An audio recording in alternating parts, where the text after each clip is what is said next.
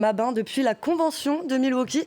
Bonjour Mathieu Babin, vous suivez pour France 24 cette convention et l'investiture de J.D. Vance, le sénateur de l'Ohio vient de se tenir. Il vient de tenir un discours. Que faut-il en retenir?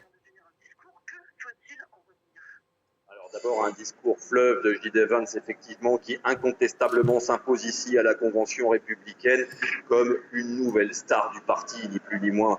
Celui qui, il y a 48 heures, n'était qu'un simple sénateur de l'Ohio, n'est plus depuis ce soir que et bien plus depuis ce soir que le colistier de Donald Trump, mais la figure dépoussiérée en quelque sorte d'un parti républicain trumpiste et désormais rajeuni, aussi rajeuni que décomplexé. J.D. Vance, c'est les idées de Donald Trump, l'idéologie en plus, fidèle dans l'esprit, efficace dans la lettre. Le candidat à la vice-présidence n'ajoute pourtant, il faut le souligner, aucun ingrédient à la recette qui a fait le succès de son mentor, le succès de Donald Trump dès 2016, on s'en souvient.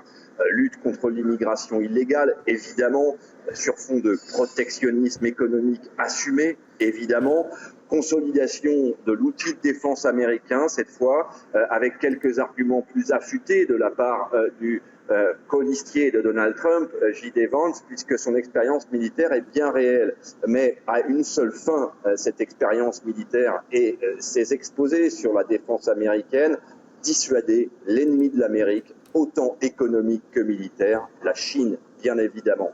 J.D. Vance a construit sa conscience politique en explorant les classes moyennes inférieures de l'Ohio, du Michigan et de la Pennsylvanie, des États qu'il connaît bien, auxquels il sait parler et dont certains seront décisifs pour l'emporter le 5 novembre prochain, puisqu'on compte parmi eux plusieurs États clés, évidemment. Tout le temps de son discours, les caméras de la communication du Parti républicain projetaient sur des écrans géants le visage d'un Donald Trump grave mais approbateur. Avec cette désignation, Donald Trump achève en quelque sorte de surprendre ses adversaires. Cette convention républicaine n'est donc pas seulement l'adoubement sans surprise du patron, mais bel et bien la validation d'un binôme que rien ne semble plus arrêter.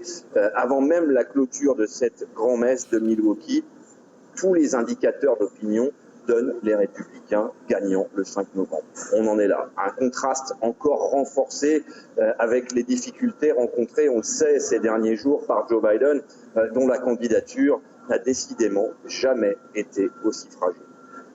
Merci beaucoup Mathieu Mabin depuis Milwaukee. On va faire maintenant le zoom sur une